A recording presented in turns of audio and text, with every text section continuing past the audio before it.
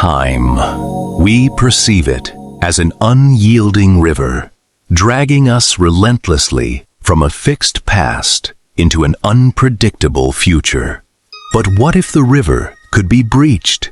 What if a single stone, cast backward into the current, could split the entire stream of reality into an infinite web of diverging destinies?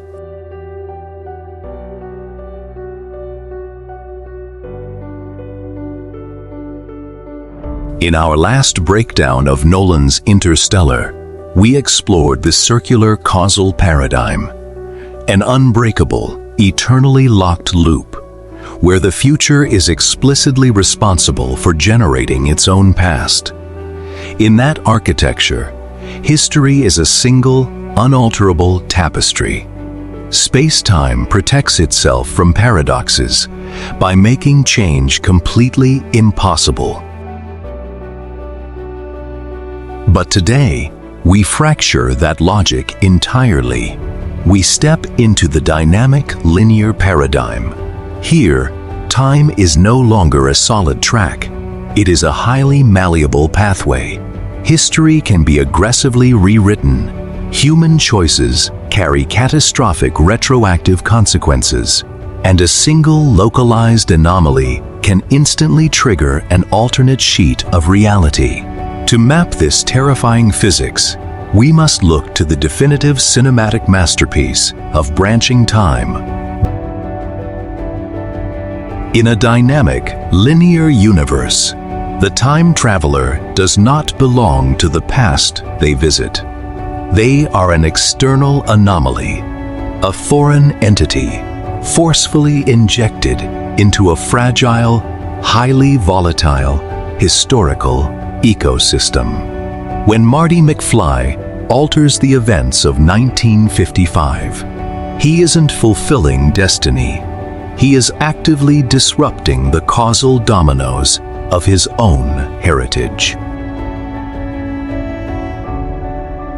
The universe here operates on a strict system of causal dependency.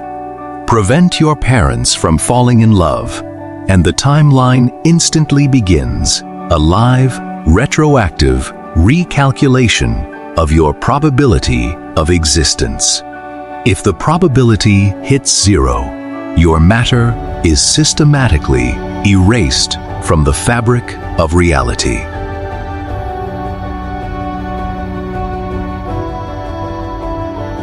The film brilliantly codifies this terrifying mechanic through the device of the fading photograph. This phenomenon is what we call temporal lag. It is a profound piece of cinematic genius because it proves an underlying law of this paradigm. In a linear universe, the present is never safe. The timeline is not static. It behaves like a live cosmic supercomputer, actively processing changes in real time and adjusting the present based on variables altered in the past.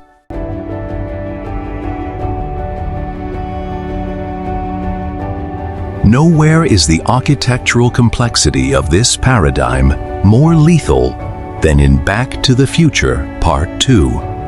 When old Biff travels back to 1955 and introduces the sports almanac, he isn't just changing a minor event. He drives a massive temporal wedge directly into the space-time continuum. He triggers a permanent bifurcation, as Doc Brown famously illustrates on his chalkboard. This creates a completely distinct, divergent, alternate world line. This dystopian 1985 is not a future that can be avoided by simply waiting it out. It is a parallel reality that has entirely overwritten and replaced their original home. Because the timeline is linear and progressive, once you are on the upper branch, traveling forward only takes you deeper into the dystopia. To fix a broken reality, you cannot move forward. You must surgically return to the exact coordinates of the original temporal wedge and cut the anomaly out at its root. But how does an entire universe physically split down to its very atoms?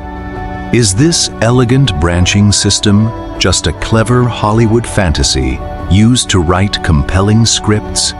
Or is there a genuine, terrifying quantum blueprint in modern physics that allows reality to fracture?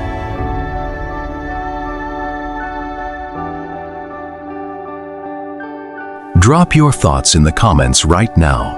Are you Team Interstellar Loop or Team Back to the Future Branch? Hit subscribe and lock your notifications, because in our very next chapter, we are descending straight into the bizarre, real-world quantum mechanics of the many worlds interpretation. Don't blink. Stay tuned.